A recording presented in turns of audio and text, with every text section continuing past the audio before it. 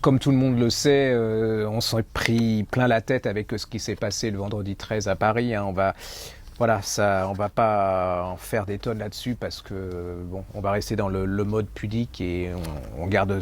Bon, simplement les librairies sont entre autres un moyen un des aspects de la liberté, hein, ce contre quoi ils luttent actuellement, contre ces barbares, contre ce quoi ils luttent actuellement et contre les valeurs qu'on diffuse et ces sociétés diffusent.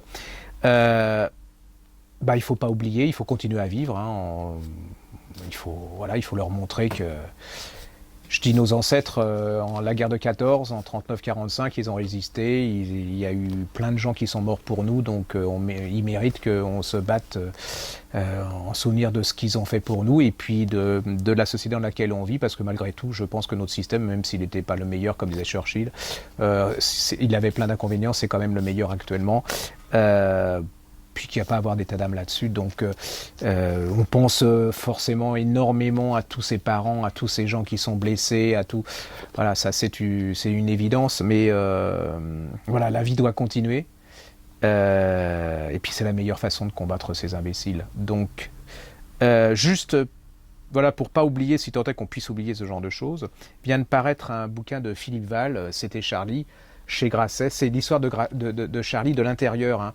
Alors, c'était pas c'est la liberté, mais là on voit que la liberté, ils étaient pas tous d'accord, hein, loin de là. Il y avait des différents courants, il y en avait qui ils s'aimaient tous, mais bon, la discussion était hard, mais ils avaient une seule valeur, c'était la liberté. Donc ça se voit dans les pages de Charlie, ça se voit dans les articles de Charlie, ça se voit dans les gens qui y travaillaient, hein, donc qui étaient tout à la fois sensibles, qui avaient la colère de la liberté, qui allaient jusqu'au bout de leurs opinions.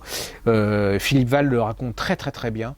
Oui, c'est pas un livre d'émago où tout le monde il était gentil, voilà, où tout se faisait voilà, c'est pas du tout ça. Il montre ce qu'était vraiment Charlie et ce qui en fait la valeur, hein, ce qui fait que c'était des gens de valeur qui avaient leurs idées avec la volonté de les faire gagner, mais ils s'entendaient tous et ils s'aimaient tous, je pense quand même quelque part, parce que pour faire une chose comme ça, il faut quand même s'aimer jusqu'au bout. Donc ça s'appelle Philippe Val, C'était Charlie.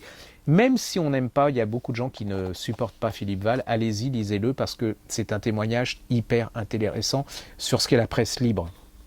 Et puis un autre, alors là c'est même pas pensable, à notre époque c'est fini, on peut plus faire ça. Ça s'appelle Dans le ventre de Harakiri, de Arnaud Baumann et Xavier Lambourg aux éditions de La Martinière. Voilà.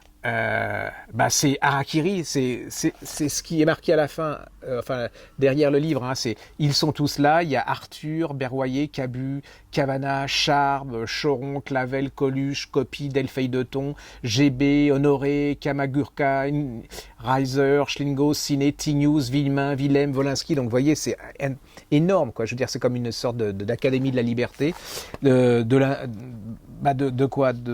la provocation, de l'humour. Enfin, il y en a qui vont crier au scandale parce que pour eux c'est pas de l'humour, mais c'est de l'humour. C'est plus faisable, quoi. Je veux dire, c'est des gens qui se foutaient de tout sauf de la liberté, qui aimaient boire, qui aimaient manger, qui aimaient les femmes, qui aimaient les hommes pour certains, qui aimaient faire un journal qui était complètement provocateur et qui provoquait le bourgeois, qui était quand même pas mal. Maintenant, pour provoquer le bourgeois, il en faut beaucoup parce qu'il n'y a plus beaucoup de provocation. Il y a encore Charlie Hebdo, mais peut-être plus pour longtemps si ça continue. Donc ça s'appelle Dans le ventre de Harakiri, c'est une page de notre histoire. Et tant qu'on se souvient d'eux, notre société peut survivre, mais quand on commencera à les oublier et quand on deviendra de plus en plus conformiste et uniforme, on sera mal parti. Allez-y, c'est une pure merveille et ça vaut pas très cher, hein, 35 € par rapport à un livre de... Enfin non, je vais passer. Voilà.